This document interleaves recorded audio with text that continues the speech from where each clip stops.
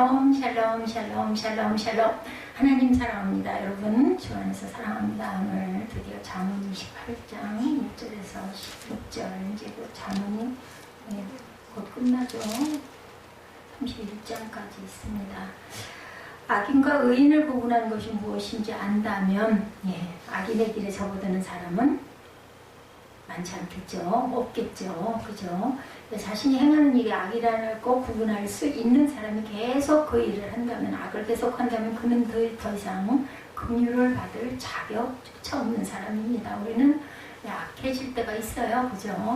그러면 안 돼. 그러면서도 뭐 입으로 남을 막 험담하고 헐뜯고 흉보고 그러면서 좀 희열도 느끼고 속이 시원하기도 하고 아무것도 좋아질 것도 없고 내가 죄 짓는다는 걸 알면서도, 그런데도 그거를 알고 내가 괜히 그랬네 후회하고 이런 사람은 그나마 긍휼을 받을 자격이 있는데, 계속해서 반복을 한다면 하나님의 긍휼을 또 이웃의 긍휼을 받을 자격이 없는 사람, 무지한 것이 문제라면 이제 그 자리에서 벗어나야겠죠.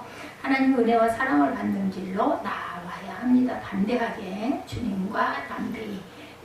복과 화를 구분하는 점, 악인의 멸망에 대해서 5절에 악인은 정의를 깨닫지 못하나 야훼를 찾는 사람은 모든 것을 깨닫는다고 그랬어요. 그러니 우리가 하나님을 찾는 그러한 저와 여러분이 되셔야 할 줄 믿습니다.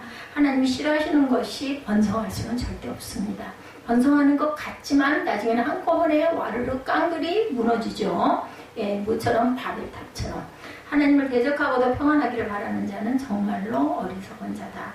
우리 그런 얘기 많이 하죠. 손바닥으로 하늘을 가릴 수 있어? 그거는 믿음하고 별 상관이 없는 말이기도 하지만 그 얘기에 아니다라고 하는 사람은 하나도 없을 거예요. 왜냐하면 정말로 손바닥으로 하늘을 가릴 수 없기 때문에. 그렇듯이 하늘의 하나님께서는 우리의 모든 행위를 알고 계시는 하나님, 범죄한 자들에게 내리시는 하나님의 진노는 그들을 멸망시키기에 충분합니다. 악인이 경영하는 것은 하나님의 재앙으로 패하게 되고 말죠.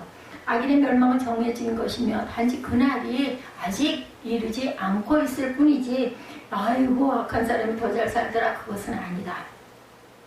멸망의 날에는 더 이상의 긍휼은 이제는 없어요. 기회가 없어진 거죠. 마지막 날에는. 가증한 것의 멸망, 신명기 7장 26절입니다. 너는 가증한 것을 내 집에 들이지 말라. 너도 그것과 같이 진멸당할까 하늘 옆에다 그런 것들을 두면 안 돼요. 그죠? 나도 모르게 자꾸 돌아보게 되고 호기심을 갖게 되고 나도 모르게 그런 사람이 옆에 있다 보면 물이 들게 되고 들여다보게 되기 때문에, 그래서 모양이라도 머리라는 말씀을 하시죠. 너는 그것을 멀리하며 심히 미워하라. 그것은 진멸당할 것이니라. 멸하여질 것이기 때문에 싫어하라는 거죠. 미워하라.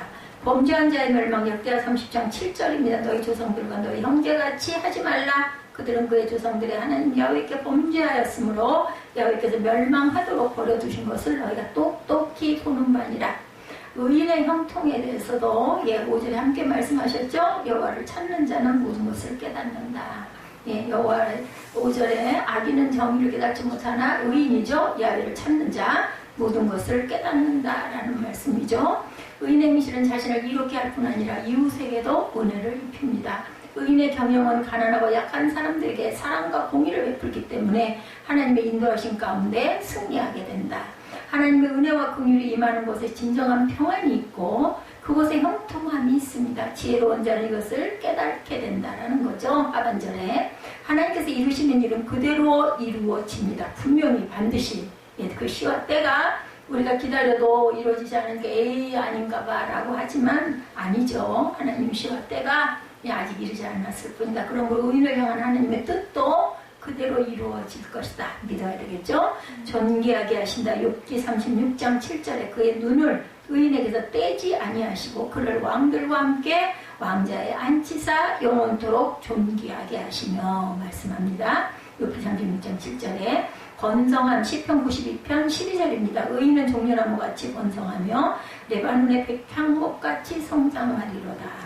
백향목이 그렇게 좀이 슬질 않는다 그러죠. 썩지도 않고. 그래서 궁전이나 성전을 지을 때는 백향목으로 그렇게 짓는다 그러죠. 특히 솔로몬이 그 성전 지을 때 그랬습니다. 의인은 종려나무와 같이 잘 번성하죠. 율법을 지키라. 7절에 율법을 지키는 자는 지혜로운 아들이요 음식을 탐하는 자와 사귀는 자는 아비를 욕되게 한다. 율법을 버린 자는요, 거꾸로 반대로 얘기하면 율법을 지키지 않는 자는 버린 자죠. 율법을 지키는 자, 율법을 버린 자와 율법을 지키는 자는 4절 말씀에서도 보면 율법을 버린 자는 악인을 칭찬하나 율법을 지키는 자는 악인을 대적한다고 말씀했어요. 그죠? 하나님을 경외하는 법입니다. 율법이라는 건. 따라서 율법을 버린 자는 여호와를 경외하지 않는 자. 지키는 자는 여호와를 경외하는 자를 가르쳐요. 율법에 대해서 율법은 하나님을 경외하는 법이며 율법을 지키는 것은 헛된 일이 아니다. 예수님도 언약의 율법을 가르치셨어요. 그렇죠? 마태복음 5장 17절에 내가 율법이나 선지자를 폐하러 온 줄로 생각하지 말라. 폐하려 온 것이 아니요 완전하게 하려 합니다. 말씀합니다. 그래서 언약의 율법과 같은 뜻의 단어들을 보면 언약, 계명, 율법, 모든 규례와 명령, 생명의 말씀, 영생의 말씀, 그리스도 예수를 믿는 도, 복음, 믿음의 도, 이런 것이 바로 율법을 지키는 법이라는 것을 알고 갑니다. 율법은 사람을 규제하는 것이 아니라 진정한 길을 가르쳐주는 길이다. 4절과 7절의 율법에 대해서 말씀하죠. 율법을 버린 자는 악인을 칭찬하나 율법을 지키는 자는 악인을 대적한다. 7절에 율법을 지키는 자는 지혜로운 아들이요 음식을 탐하는 자와 사귀는 자는 아비를 욕되게 한다. 음식을 탐하는 게 정말 나쁜가 봐요. 그죠? 여기다 그것을 갖다가 얹어놨어요. 7절 율법을 지키는 자는 지혜로운 아들이요. 왜 여기 음식을 탐하는 자와 사귀는 자 아비를 욕되게 한다. 그런데 율법을 온전히 지키지 않는 거죠. 음식을 탐하지 말라고 하신 거죠. 그러니까 6절에도 보면 가나에서 성실하게 행하는 자는 부요하면서 굽게 행하는 자보다 나으리라. 5절에도 악인은 정의를 깨닫지 못하나 야훼를 찾는 자는 의인은 모든 것을 깨닫느니라. 8절에도 충한 별기로 자기 재산을 늘리는 것은 가난한 사람을 불쌍히 여기는 자를 위하여 재산을 저축하는 것이니라. 사람이 귀를 돌려 율법을 듣지 아니하면 그의 기도도 가증하다. 율법을 잘 들을 줄 알고 들었으면 지키고 행해야 되겠죠. 그래서 율법은 사람을 규제하는 것이 아니라 진정한 길을 가르쳐주는 몽합선생이다. 이런 얘기를 많이 하죠. 율법을 하나님을 경외하는 법, 신명기 4장 8절에서 10절 내 말을 들려주어 그들의 세상에 사는 날 동안 나를 경외함을 배우게 하며 그 자녀에게 가르치게 하리라 하시네. 신명기 6장 24절에도 이 모든 규례를 지키라 명령하셨으니 이는 우리가 우리 하나님 야훼를 경외한다. 예수님도 율법을 지키셨고 율법을 가르치셨고 율법을 지키는 것은 헛된 일이 아니라 생명이라고 신명기 32장 45절에서 47절에 율법의 모든 말씀을 지켜 행하게 하라. 이는 너희에게 헛된 일이 아니라 너희의 생명이라고 말씀을 하셨습니다. 그래서 우리는 율법은 사람을 규제하는 것이 아니라 진정한 길을 가르쳐주는 선생이다. 이 길을 따라가야 된다. 물론 율법이 모든 것을 해결해 주지는 않아요. 은혜가 되지는 않습니다. 단지 우리에게 길을, 방법을 가르쳐 주죠. 그러므로 최소한의 것도 지키지 않으면서 하나님의 뜻을 따른다고 말할 수가 없습니다. 율법이라는 것은 최소한의 방법을 제시하는 길이라는 거죠. 다 지켜 행하라. 여호수아 13장 6절입니다. 그러므로 너희는 크게 힘써 모세의 율법책에 기록된 것을 다 지켜 행하라. 그것을 떠나 좌로나 우로나 치우치지 말라. 영혼을 소생케 한다. 시편 19편 7절입니다. 야훼의 율법은 완전하여 영혼을 소생시키시며 여호와의 증거는 확실하여 우둔한 자를 지혜롭게 한다. 그렇죠? 여호와의 율법은 완전해서 우리의 영혼을 소생시킨다. 이웃에게 공의를 행하라. 10절과 18절에 성실과 정직에 대해서 말합니다. 10절과 18절 봅니다. 정직한 자를 악한 길로 유인하는 자는 스스로 자기 함정에 빠져도 성실한 자는 복을 받는다. 18절 성실하게 행하는 자는 구원을 받을 것이나 굽은 길로 행하는 자는 곧 넘어지리라. 넘어지는 건 망하는 거죠. 성실한 사람은 이웃에게 선한 것으로 채워줍니다. 자신의 성실함은 이웃에 대한 선을 베푸는 행위로 이어지죠. 성실함에 정직함을 더하는 것은 복의 복을 쌓는 길입니다. 정직은 악한 마음을 버리게 하고 그 유혹에서 벗어나며 승리하게 합니다. 정직한 마음으로 서로를 위하는 것은 아름다운 모습이죠. 정직한 자들에게 내리시는 하나님의 크신 복을 받는 성도들, 저와 여러분이 되시기를 바랍니다. 주변에는 약한 사람들을 도와주고 이웃에게 사랑을 베풀어주는 것이 바로 하나님께서 원하시는 사람들이 공의를 행하는 것이라는 거죠. 그래서 네 이웃을 사랑하라, 하나님을 사랑하라. 사랑이라는 것은 이렇게 선을 베푸는 행위고 복의 복을 쌓는 것이고 그리고 악한 유혹에서 승리 승리하게 하시는 길이다. 우리가 욕심을 부리면은 뭐 어떻게 남을 사랑하겠어요, 그죠? 내 것만 착취하게 되죠. 그렇기 때문에 내 걸 내어놓을 줄 아는 것이 바로 이웃을 사랑하고 하나님을 사랑하는 모습이다. 정직한 자들에게 내리신 하나님의 크신 복을 받는 그런 저와 여러분들이 되셔서 성도의 임무, 의무를 다 해야 되겠죠. 고린도서 13장 7절에 우리가 하나님께서 너희로 악을 조금도 행하지 않게 하시기를 구하노니 이는 우리가 옳은 자임을 나타내고자 함이 아니라 오직 우리는 버림받은 자 같을지라도 너희는 선을 행하게 하고자 함이라고 말씀합니다. 예, 우리는 버림받은 자 같을지라도 선을 행하게 하고자 합니다. 하나님께서 너희로 악을 조금도 행하지 않게 하시기를 구하노니 말씀합니다. 고린도후서는 바울이죠. 하나님이 기뻐하신다. 역대상 29장 17절 나의 하나님이여 주께서 마음을 감찰하시고 정직을 기뻐하신 줄을 내가 아나이다.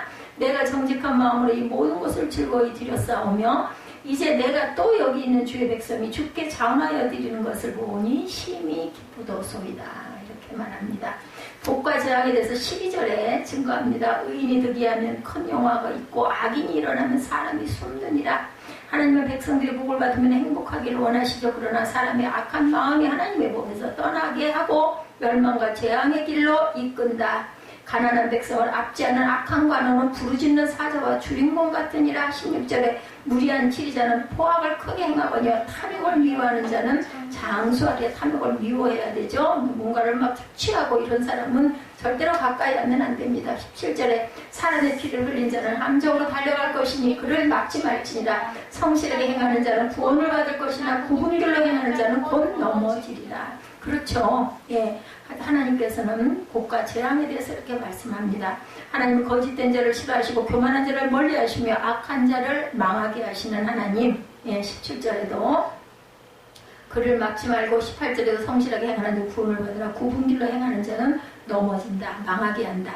오직 하나님 앞에서 죄인됨을 인정하고 하나님이 고치심과 인도함을 바라고 그리고 그것을 받는 그런 구원과 복을 받게 될 것이다. 복 주시기를 원하시는 하나님 뜻을 발견하는 것이 곧 지혜이다.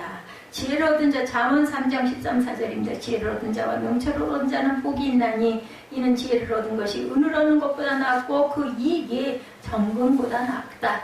장수와 구원의 비결 16절입니다. 무죄한 치리자는 포악을 크게 행하거니와 탐욕을 미워하는 자는 뭐라고 그래야 장수하리라. 욕심 부리는 걸 미워하는 자. 장수하기를 바라는 마음에 욕심을 부리고 탐욕을 쫓는 사람에게 주어지는 것은 장수가 아니라 하나님의 진노와 멸망뿐이다. 왜냐하면 사람의 욕심은 다른 사람에게 피해를 주죠. 남의 것을 탈취하는 죄를 짓게 합니다. 그러므로 그들에게는 사망이 그 대가로 주어진다라는 거죠. 넘어진다라는 건 사망입니다. 그러므로 그들에게는 사망이 대가로 주어지는데 오직 성실과 인내로 살아가는 사람에게 하나님의 구원과 장수하는 복이 임하는 것을 우리가 믿고 가야 되고 탐욕은 만족시키는 것이 아니라 제어하는 것이다.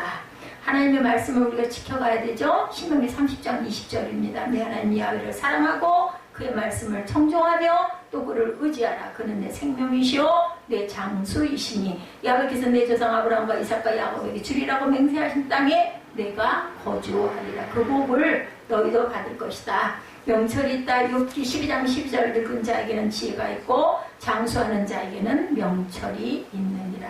명철한 자가 장수한다는 거예요. 지혜롭고 명철한 자, 하나님을 잘 아는 자. 명철한 자는 자신에게 복된 일, 충성 20절 봅니다. 충성된 자는 복이 많아도 속히 부하고자 하는 자는 형벌을 면하지 못하니라. 그러니까 급하게 생각 절대 해서는 안 된다는 거죠.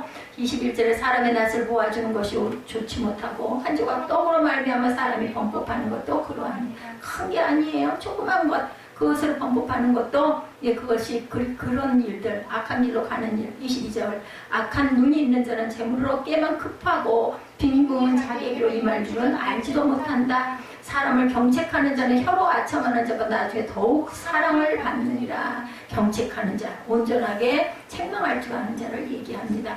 그는 탐욕을 만족시키기 위해서 분주히 움직이며 서두르고 있지만 진정 그는 헛되고 악한 것에 충성하고 있는 자들이다. 욕심을 부리며 빨리 부자가 되려는 사람은 탐욕의 노예가 된다라는 얘기죠. 20절에 아까 우리 읽었죠. 탐욕에 충성하는 자는 그 속성상 죄에 빠지게 된다. 그러므로 그가 받을 것은 죄의 대가인 형벌, 넘어지는 거, 망하는 거. 진실되고 온전하고서 충성하는 자가 복을 받는다. 무엇을 위해 충성하느냐가 중요합니다. 하나님의 복은 하나님이 원하시는 것을 충성하는 자가 받을 수 있는 것이기 때문이다. 맹세에 대한 충성 사무엘하 21장 7절입니다. 그러나 다윗과 사울의 아들 요나단 사이에 서로 여호와를 두고 맹세한 것이 있으므로 왕이 사울의 손자 요나단의 아들 무비보셋을 아꼈다라고 얘기합니다. 사울의 손자 다윗이 굉장히 요나단에게 구원을 많이 받았어요. 생명도 많이 살려줬어요. 그게 요나단의 아들, 그 무비보셋이 다리를 절죠. 죽을 뻔하고 사실은 이게 원수 적장 왕의 아들이기 때문에 사실은 죽이잖아요. 대개는. 그런데도 자기 상에서 같이 밥을 먹이고 굉장히 아꼈다고 합니다. 이게 다윗이 정말 그렇게 그런 부분에 대해서 항상 사랑을 베풀었기 때문에 하나님께도 사랑을 받은 걸 알 수가 있습니다. 백성에 대한 충성 사도행전 25장 10절과 11절입니다. 바울이 이르되 내가 가이사의 재판자리 앞에 섰으니 마땅히 거기서 신문을 받을 것이라 당신도 잘 아시는 바와 같이 내가 유대인들에게 불의를 행한 일이 없나이다. 25장 11절에도 보면 내가 만일 불의를 행하여 무슨 죽을 죄를 지었으면 죽기를 사용하지 아니할 것이나 만일 이 사람들이 나를 고발하는 것이 다 사실이 아니면 아무도 나를 그들에게 내줄 수 없나이다. 내가 가이사께 상소하노라 한데 우리 요즘에 사도행전 26장 25장 가고 있죠. 이런 것처럼 가이사께 내가 상소하겠다. 요 목적이 있었어요. 그죠? 로마까지 가서 자기는 그 사명을 완수해야 되기 때문에 12절에 보면 사도행전 25장 12절에 베스도가 배석자들과 상의하이되 내가 가이사에게 상소하였으니 가이사에게 가거라. 자기들도 골치 아프니까 여기서 판결도 못 내리겠고 본인이 간다고 그래서 이거 잘 됐다고 떠넘기는 거죠. 탐심에 대해서 22절입니다. 여기 수요 예배에 사도행전이 있어서 그나마 얼른 기억이 나죠. 악한 눈이 있는 자는 재물을 얻기만 급하고 빈궁이 자기의 임할 줄도 모른다. 눈이 악하니까 그것만 재물만 눈앞에 욕심 그것만 그냥 연연한다라는 거죠. 탐심이 가득한 자는 재물을 얻기 위해서 악한 일도 서슴지 않고 한다. 거짓을 말하고 죄를 지으면서도 별로 가치가 없어요. 당연히 이 정도야 다 이거 바보 아니야 바보 그것도 안 해 그것도 안 먹어 이런 거죠. 이는 탐심이 그 마음뿐 아니라 눈마저 주장하고 있어서 악한 것을 분별을 못해요. 당연한 것으로 그걸 내 걸로 하지 못하는 바보라는 얘기를 합니다. 세상은 탐심은 투기하는 마음을 불러일으켜서 안달하게 만들지만 결코 만족하지를 않는다. 계속해서 더 많은 것을 얻으려고 하지만 풍족함을 누리지 못합니다. 세상의 질서가 어떻게 보면은 하나님 뜻에 온전치 않을 때가 너무나 많아요. 좋은 대학을 가야 되고 그저 꼭 졸업을 해야 되고 심리로 지금 우리가 당면하고 있는 문제 속에서도 보면 하나님의 뜻은 거기 있지가 않은데 우리는 당연하잖아요. 세상 살아가면서 학교도 잘 졸업하는 게 아주 중요하죠. 그리고 좋은 대학 가는 것도 아주 중요해요. 근데 그것보다도 하나님이 바라시는 뜻은 거기 있지 않다라는 거죠. 뻔히 알면서도 그걸 어떻게 할 수가 없는 거예요. 왜냐하면 또 세상에 살아가는 여러 가지 이치와 법칙, 세상에서 선호하는 모든 것들도 엄마의 마음, 그죠? 엄마의 마음은 당연히 저도 엄마지만 그거 그렇게 해서 내려놓게 하기가 쉽겠냐는 거예요. 애는 그렇게 하려고 하는데 근데 하나님의 뜻은 거기 있지 않다. 저는 알면서도 우리 얘기 계속 하죠. 근데 결단은 본인이 내리는 거기 때문에 거기다 대고 자꾸 얘기할 수가 없죠. 어떻게 보면 상처를 받을 수도 있고 그러다가 딱 그냥 막혀버리면 어떡해. 그나마 교통도 안 하고 얘기를 해도 그건 꾸역꾸역 가니까 그냥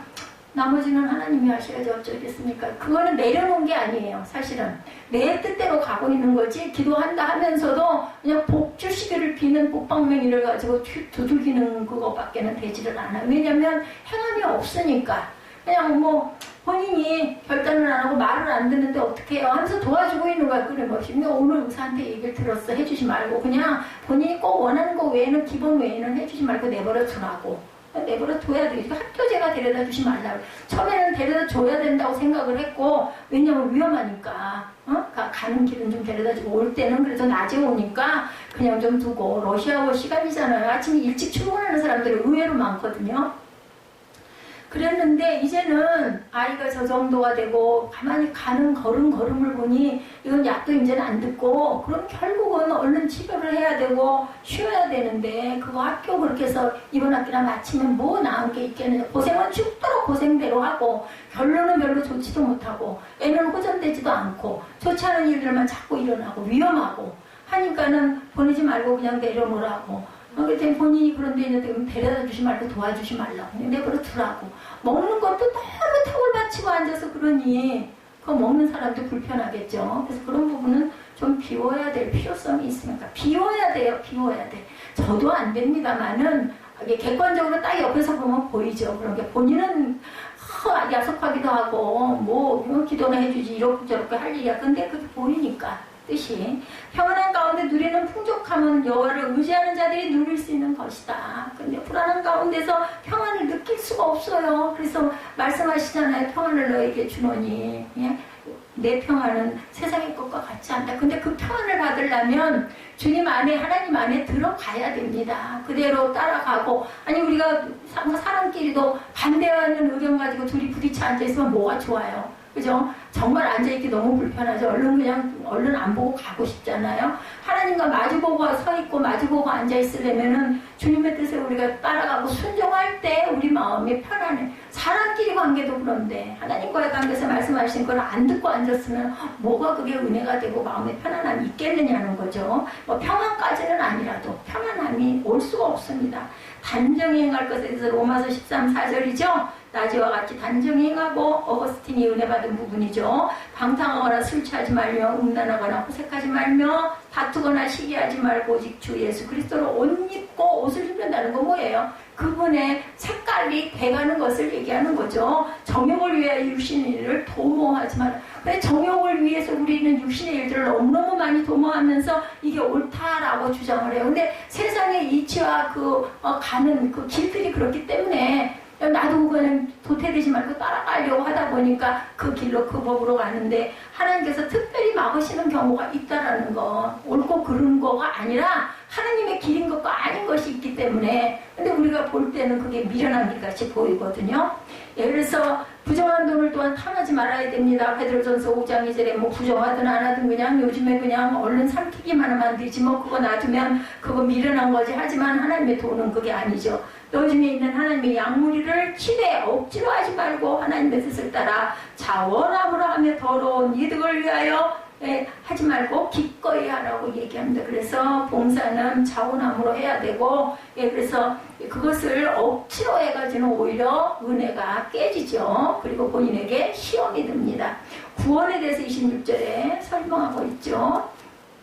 자기의 마음을 믿는 자는 미련하고 지혜롭게 행하는 자는 구원을 얻으리로다. 그냥 내 마음대로 하지 말라는 거예요. 하나님의 뜻대로 하나님 말씀하시는 대로 생명을 얻고자 하면 잃을 것이요 생명을 잃고자 하면 얻을 것이나 뭐 그 말씀이 그냥 오더라고요. 몇 장 몇 절은 제가 찾아봤어요. 맨날 아는 말씀이지만 얼른 생각이 안 올지가 어쩐지 모르겠으니까 찾아봤더니 그 구절이 딱 오길래 그 유은정 때문에 마음이 아파가지고 앉아가지고 뭐라 하면서 저거 정리를 하면서 말씀 정리를 하면서 앉아서 계속 그 마음이 도는데 배랑가를 마음이 오는 게 생명을 얻고자 하면 잃을 것이요 잃고자 하면 얻을 것이는 뭐예요? 비우라는 거죠. 내려놓으라는 거예요. 그래서 그냥 보내줬어요. 그 부분에 대한 설명이 동의가 되길래 함께 발출을 해서 보내줬습니다. 자신의 상태를 정확히 아는 사람은 구원하신 하나님을 의지하게 됩니다. 우리가 할 수 있는 게 뭐가 있어요? 갈수록 그게 정말 크게 와요. 아니 내가 할 수 있는 게 뭐가 있더냐고요. 하루 일과 속에서도 보면 정말 아무것도 아닌 조그만 일로 하루가 완전히 엉클어져 버리는 실타래 같이 되는 경우가 있잖아요. 작은 문제점 하나 때문에. 그죠? 그렇기 때문에 우리가 하루를 잘 살고 났을 때는 하나님께 감사 안 할 수가 없습니다. 구원을 받지 못하고 지금까지 가지고 있던 것마저 잃어버리고 말게 되는 거죠. 내가 능력이 있다고 생각하는 사람은 하나님을 의지하지 않아. 내가 할 거야. 우리 젊을 때 혈기로 나는 이런 걸 잘하니까. 근데 내가 이 지경이 되고 나니까 내가 할 수 있는 것은 정말 없다. 호흡할 수 있는 거 그냥 자유롭게 할 수 있는 것도 감사하다. 예지 같은 경우를 보면 얼마나 감사한 누가 호흡을 해야지 하고 호흡하냐는 거죠. 이렇게 자유롭게 편안하게 할 수 있는 것, 은혜라는 거 이런 거 하나도 모략이 없어서 어리석은 것이 아니라 구원의 길을 찾지 못해서 어리석은 것이다. 구원을 받지 못하고 지금까지 가지고 있던 것마저 잃어버리게 된다. 내가 능력이 있다라고 생각하는 사람은 하나님을 의지하지 않게 되고 구원을 받지 못하고 지금까지 가지고 있는 것마저 잃어버리게 된다. 이것이 진정한 어리석음이라고 말씀합니다. 모략이 없어서 어리석은 것이 아니라 구원의 길을 찾지 못해서 아니 내가 할 거야 애들 어때요? 보면 뻔히 잘못된 거 아는데도 막 고집부리죠. 내가 망할 거라고 때를 씁니다. 지가 그럼 내버려두면 결국은 망치고 깨지고 부서지고 해요. 그래야 본인이 알고 왕하고 울죠. 엄마가 아무리 얘기해도 소용이 없어. 해봐야 깨져봐야 안다라는 거죠. 그러기 전에 알면 지혜로운 자라는 거죠. 자신의 무능함을 인정하고 하나님을 의지할 때 구원이 임한다. 그러니까 얼른 고집 부리지 말고 순종하는 그러한 저와 여러분들 되시기 바랍니다. 의인의 구원 10편 37편 39절 의인들의 구원은 야훼로부터 오나니 그는 환난 때 그들의 요새시로다. 믿음과 회개 로마서 10장 9절 내가 만일 내 입으로 예수를 주로 시인하여 또 하나님께서 그를 죽은 자 가운데 살리신 것을 내 마음에 믿으면 구원을 받으리라. 믿음이 중요합니다. 입술로는 믿는데 실제 안 믿는 사람 많아요. 말로는 그래야 한다 하니까 그냥 하는데 사실은 생각은 하기는 하지만 좋다니까 하지만 뭐 그렇겠어? 이러면 평생을 가도 그 구원을 받을 수가 없다. 하나님께서 우리에게 주신 말씀은 분명합니다. 순종하는 자들에게 복을 주시고 간단해요. 거역하는 자들에게 멸망을 선포합니다. 근데 거역을 해요. 뿌득뿌득 세상 길 따라가지 하나님 길 안 갑니다. 그래서 뭐라 그래요? 좁은 길로 가라. 세상 길은 큰 길이야. 넓고 승리하는 길인 것 같고 빨리 가는 길인 것 같고 소로길은 좁고 답답하고 그죠? 가기 힘들고 뭐 가시덩굴도 있고 다리도 긁히고 그래도 좁은 길로 가라고 말씀하시면 우리는 가야 합니다. 순종할 줄 알아야 되죠. 그러니까 세상의 눈으로 바라봐서는 안 된다. 하나님께서 우리에게 주신 말씀은 분명합니다. 순종하는 자들에게 복을 주시고 고역하는 자들에게는 멸망. 사람들은 하나님의 말씀을 판단하고 자신의 기준으로 평가하고 내가 하고자 하는 대로 그걸 딱 인용해서 붙여가지고 합리화도 얼마나 잘하는지 몰라요. 그죠? 그러나 이것은 하나님께서 거부하신다라는 거. 하나님은 모든 것을 지키며 순종하기를 원하세요. 그러니까 그걸 잘하고 못하고가 중요한 게 아니라 말씀하시면 아멘 하고 순종하는 자, 그 자를 하나님이 사랑하신다. 그럼 우리는 진실된 마음으로 하나님을 섬기고 겸손한 자세로 하나님께 나아가야 한다. 여기에 진정한 평안과 풍족함이 있다. 하나님이 원하시는 길로 그러니까 순종했을 때 우리에게 평안과 풍족함이 있고 복과 궁극적인 구원이 임한다는 거죠. 이 길을 따르는 자들이 진정으로 어떤 자들? 지혜로운 자들이라고 말씀합니다. 오늘의 잠언은 두 종류의 사람들을 우리에게 소개해 주었습니다. 그 중에 한 인간을 의지하면 또 한 사람은 악인이다. 인간은 의인이며 또 한 사람은 악인. 그러면 누가 악인이며 누가 의인이라고요? 순종하는 자, 불순종하는 자. 그냥 간단하게 뭐 복잡하게 무슨 신학적으로 얘기하지 않아도 쉽게 쉬워야 됩니다. 사실은 신학은. 그냥 모든 사람이 알고 빨리 받아들이죠. 그것을 우리 사람은 아무도 알 수가 없어요. 그건 하나님의 주권이기 때문에. 왜? 누가 의인이냐? 근데 하나님의 주권. 근데 답은 주셨잖아요. 순종하는 자, 믿는 자. 그것이 바로 구원의 길이다. 율법을 준행하는 자, 알고 행하는 자입니다. 준행. 다만 오늘 지혜의 책 잠언서에는 인간과 악인의 성격과 행동을 대조시켜가면서 우리가 쉽게 이해하라고 교훈을 주고 계시죠. 예를 들면 의인은 야훼를 찾는 성실히 행하는 자는 사냥같이 담대하고 반대로 악인을 쫓아오는 자가 없어도 도망하는 자라는 것. 누가 안 쫓아와도 악인은 도망가요. 그죠? 숨으려고 그래요. 그죠? 이렇게 상반된 성격과 행동을 보아서 우리가 알 수가 있다. 그러면 의인의 행동은 어땠나? 첫째로 하나님을 찾는 자 5절에 여호와를 찾는 자는 모든 것을 깨닫는다라고 말씀하죠. 인간은 원래 의인과 악인으로 분류된 존재가 아니었어요. 원래는 그죠? 아담 시대에는. 그러나 아담의 타락 이후에 뭐가 들어와서 죄가 들어와서 가증한 심령을 소유한 존재로 의와는 거리가 먼 사람이 되고 말았어요. 우리 마음 안에도 두 마음 있잖아요. 항상 선과 악이 존재합니다. 싸우죠. 그럴 때 믿는 자들에게는 성령께서 인도하심이 있고 그렇지 않은 자들에게는 양심이 있긴 했는데 양심에 뭐가 났다 털이 났다 그러죠. 조금만 가려. 그러니까 그냥 이게 맞지 이거 싹 덮어놓고 침 발라 그리고 가 그냥 이게 맞다고. 왜냐면 당장은 불의왕후가 따라오니까. 근데 결국은 뭐라고요? 넘어지고 멸망한다고 말씀하죠. 그런 게 어딨어. 이 정도는 해야지 잘 살지 이렇게 생각을 합니다. 하나님의 독생자이신 그리스도를 통한 대속의 은총 때문에 우리는 그리스도를 믿는 믿음으로 아무 조건 없이 의롭다 칭함을 받고 인정을 받았어요. 결코 인간 자신의 선행과 도덕심과 수행과 고행 등의 것으로 의롭다함을 절대로 얻을 수는 없다는 겁니다. 이렇게 타락한 인생이 그렇게 되는 길은 오직 한 길, 하나님을 찾을 때 가능한 거다. 예수의 피를 인정할 때 예수 십자가 부활의 공로를 인정할 때 우리에게 가능하다. 타락한 인생의 모습은 로마서 3장 10절에서 18절에 아주 잘 기록해 놓으셨어요. 한번 우리 찾아서 함께 읽어볼까요? 로마서 3장 10절에서 18절입니다. 기록한 바 우린 잘 아는 말씀이죠. 의인은 없나니 하나도 없으며 깨달는 자도 없고 하나님을 찾는 자도 없고 다 치우쳐 한 길로 무익하게 되고 선을 행하는 자는 없나니 하나도 없도다. 저희 목구멍은 열린 무덤이요 그 혀로는 속임을 베풀며 그 입술에는 독사의 독이 있고 그 입에는 저주와 악독이 가득하고 그 발은 피 흐르는데 빠른지라 탐욕과 고생이 그 길에 있어 평강의 길을 알지 못하였고 저희 눈앞에 하나님을 두려워함이 없느니라 함과 같으니라.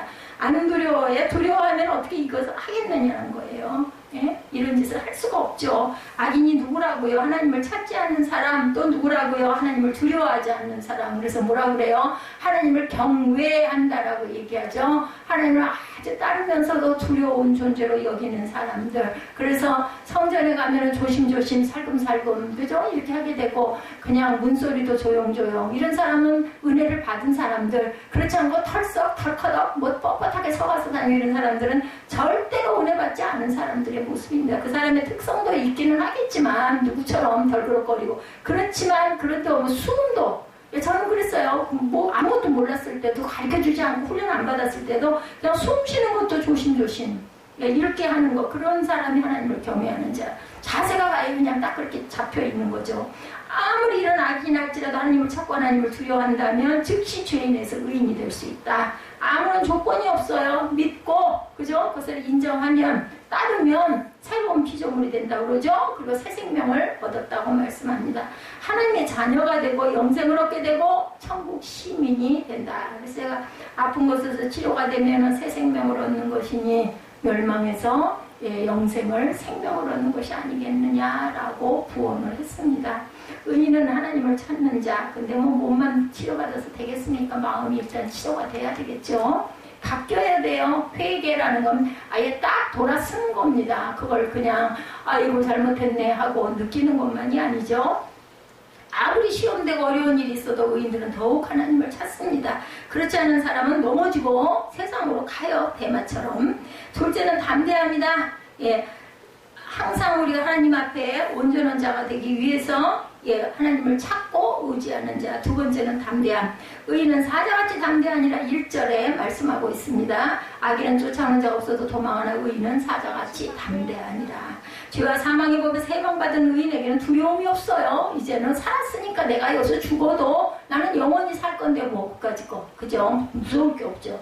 하나님의 사랑을 받는 자가 그 사랑 안에서 모든 두려움을 내어 쫓는다 라고 말씀하죠. 그리고 하나님께서 나와 함께 계신다라고 확고한 믿음이 있기 때문에 인간의 한계를 초월하는 힘도 생깁니다. 그렇죠? 그러므로 하나님께서 함께 해주심을 확신하는 사람은 어떤 환난이나 공고이나 핍박이나 기근이나 적신이나 칼과 위험 앞에서도 무서워하지 않는다라고 말합니다. 심지어 죽음 앞에서도 두려워하지 않는다. 그래서 순교하는 거 어떻게 순교를 해? 저도 뭐 감히 상상 얼마나 무섭겠어요. 근데 하나님의 영이 임하시면 그렇지도 않은 거죠. 스데반처럼 복음을 증거하다가 바리새인들과 유대인들의 돌탕을 맞아서 순교한 분. 그때의 모습 얼마나 기가 막히고 얼마나 아팠겠는데 근데 아픈 걸 모르는 거야. 그러니 할 수 있고 해같이 웃을 수 있죠. 어디만 바라봐. 내가 보고 있는 방향이 하늘이야. 하늘에 계신 예수가 나를 위해서 기도하고 계시는 모습을 보니 뭐 얼마나 할렐루야 빨리 가야지 이 생각이 들지 않겠네. 그러니까 저들의 죄를 용서하여 주옵소서. 예수님과 똑같은 기도를 하고 갈 수가 있는 거죠. 사방에서 손에 돌을 쥔 사람들이 숨을 몰아쉬면서 스데반을 향하여 눈을 부릅뜨고 있고 그때 스데반의 모습을 보니 거울에는 성령이 충만하여 하늘을 바라보니 거기에 예수님께서 서 계신 것이 보이고 그때 너무 감격하여 외치죠. 보라 인자가 하나님 우편에 서신 것을 내가 보노라. 두려워하는 기색도 무서운 기색도 그에게는 찾아볼 수가 당연히 없겠죠. 그때 스데반은 오늘 자문에 말씀한 의인은 사자같이 담대하니라. 본문의 좋은 모델입니다. 히브리서 11장은 믿음의 장인데 그곳에도 의인들을 만나볼 수가 있죠. 거기에서는 의인들은 모두 사자같이 담대한 자들이었고 물불을 두려워하지 아니하고 창검을 두려워하지 않습니다. 이 찬양 이런 거 많이 부르죠. 톱으로 켜 죽이고 시험을 당하고 칼에 죽임을 당하고 양과 염소의 가죽을 입혀 들판으로 내어모라 유리하게 하고 짐승의 밥이 되게 하고 그들은 예수 믿는 것을 포기하지 아니하고 그러할지라도 죽기를 두려워하지 않았다 하니까 뭐라 그래요? 세상이 감당할 수 없는 자들이다 라고 말합니다. 한때 다니엘은 바벨론 왕궁의 느부갓네살에게 선택받은 왕궁의 진미를 먹을 특권과 출세의 기회가 주어졌으나 그때도 어떻게 해요? 하나님의 명령을 지키기 위해서 임금의 명령을 감히 거절합니다. 마음의 뜻을 정하여 왕의 진미를 거절하죠. 왜냐하면 왕이 준 음식은 아무리 기름진 음식이라도 우상의 제물임을 그는 알고 있기 때문에 먹을 수가 없었어요. 그의 담대함은 어디서 나왔을까요? 하나님은 생사와 복의 주권자가 되시며 나를 붙들고 계시는 한 분 하나님이라는 것을 믿기 때문에서 믿음에서 나온 거죠. 우리 신앙의 선진들은 어떠한 시련과 고난을 만난다 할지라도 극복하고 오히려 부정적인 환경을 변화시키며 자신의 신앙을 정금같이 단련시키고 훌륭한 인격을 성장시켜 나갔던 사람들, 다윗, 바울, 우리 믿음의 선진들이 한결같이 자신의 목숨의 위협을 받는 자리에서 담대하였다. 의인은 사자같이 담대하다. 셋째로 의인들은 하나님 말씀을 성실히 실천하는 자들 6절이죠. 성실히 행하는 가난한 자는 사곡을 행하는 부자보다 낫다라고 말합니다. 자, 증거가 되죠. 1절과 6절이었습니다. 하나님을 찾는 자는 진리를 깨닫게 되고 진리를 깨닫는 자는 진리를 실천하는 일에 성실하다. 6절이죠. 가난하여도 성실하게 하는 자는 부유하면서 굽게 행하는 자보다 나으니라. 아까 1절은 악인은 쫓아오는 자가 없어서 도망하나 의인은 사자같이 담대하니라 말씀합니다.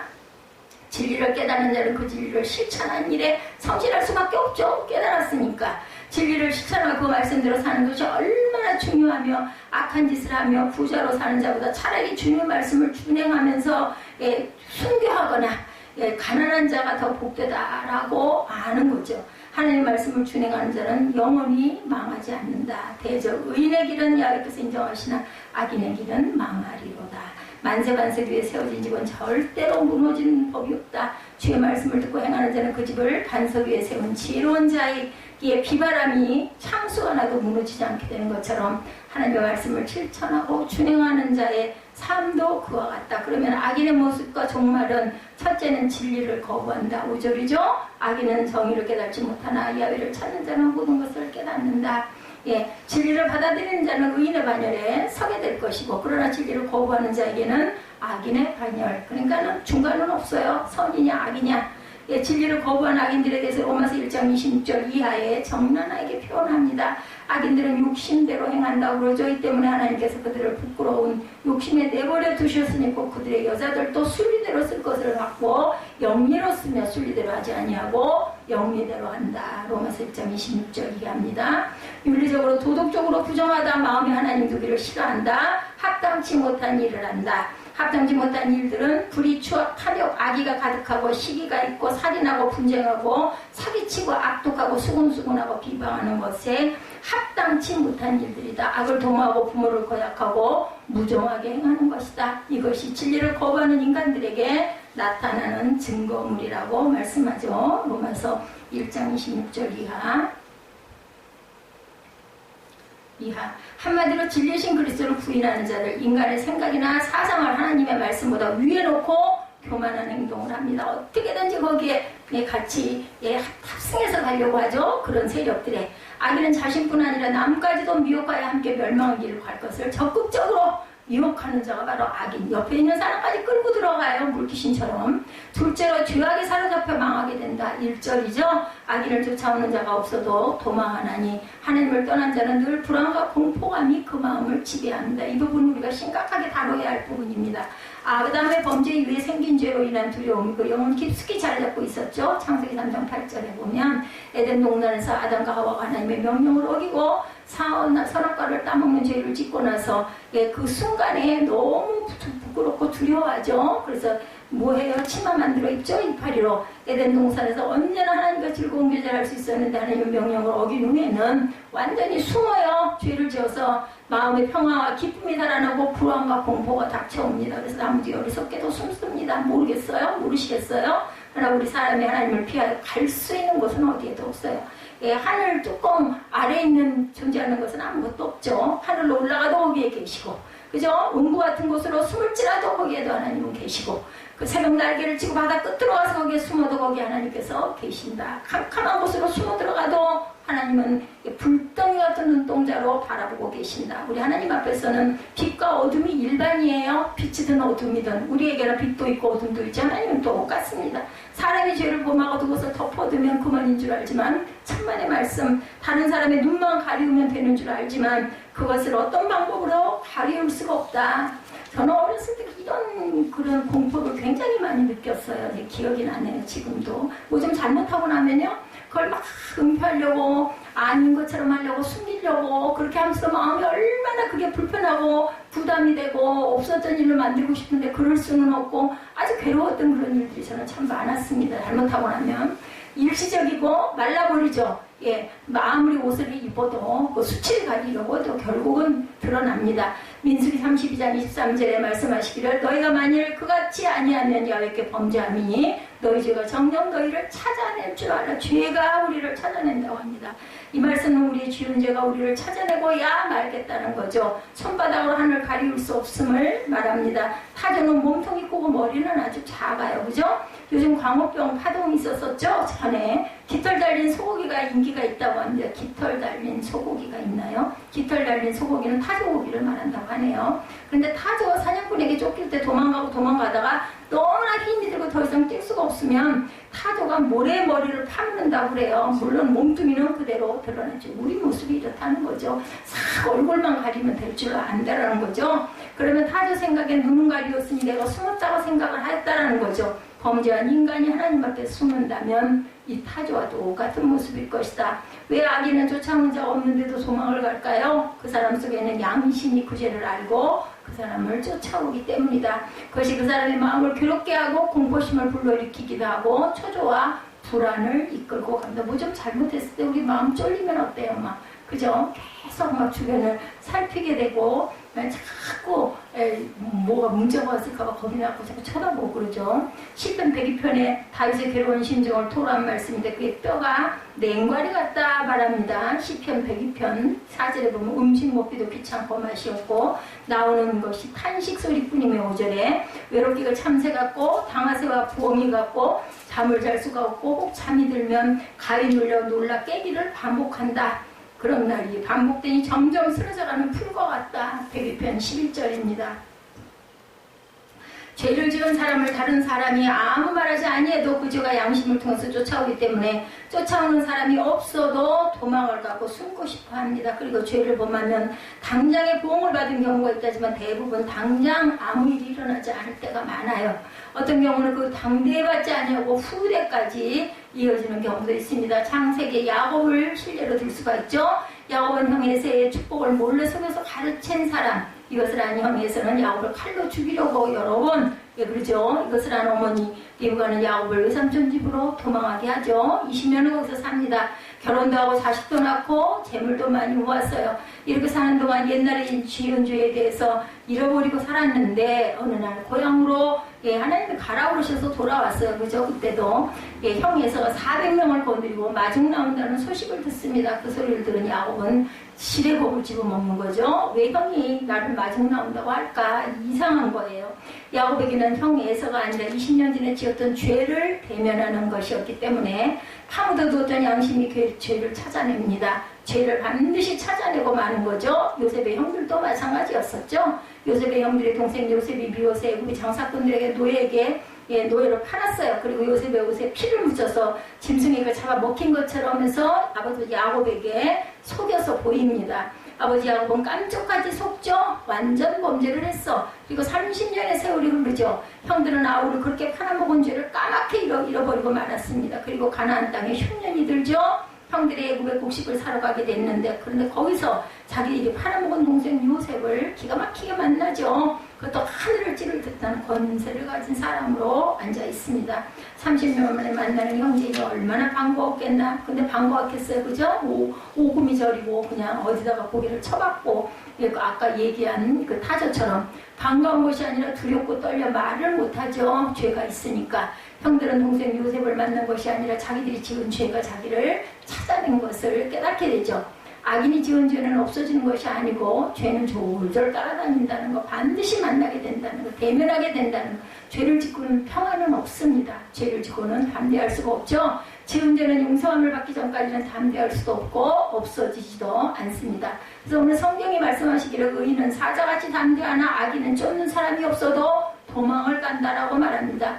요셉은 보디발의 부인의 모함에 감옥에 들어가죠. 그러나 거기서도 담대했어요. 죄를 짓고 그곳에 들어온 것이 아니었기 때문이다.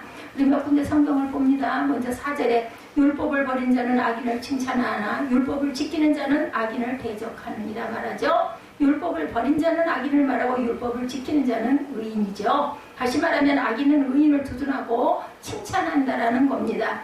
예, 그러나 율법을 지키는 자, 즉 의인은 악인을 칭찬하지 아니하고 대적한다. 이런 사람은 하나님의 사람이라는 거예요.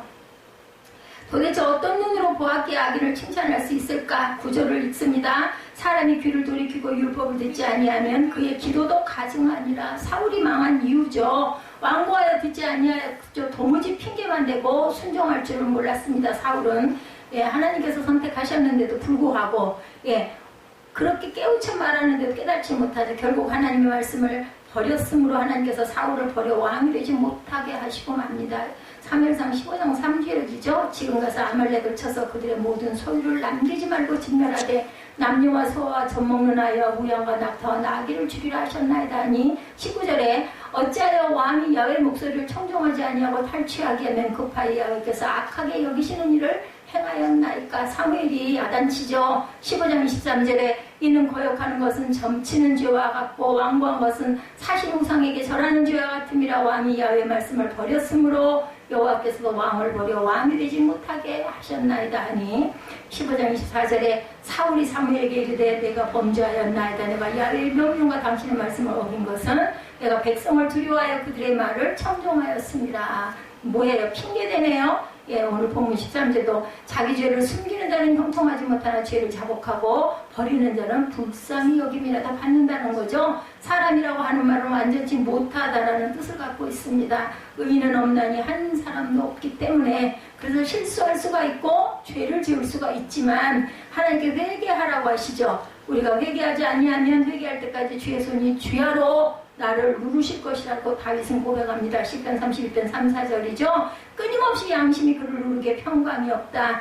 30편 3절에 보면 내가 입을 열지 아니할 때 종일 신음함으로 내 뼈가 쇠하였나이다. 주의 손이 주야로 나를 누르시오니 내 진액이 빠져서 여름과 봄에 마름같이 되었나이다.